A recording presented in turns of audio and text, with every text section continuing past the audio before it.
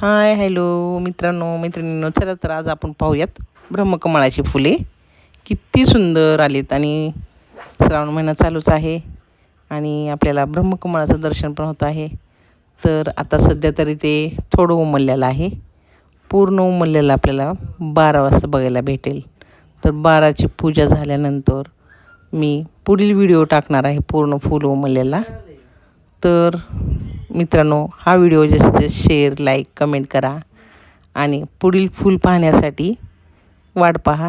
चला, बाय.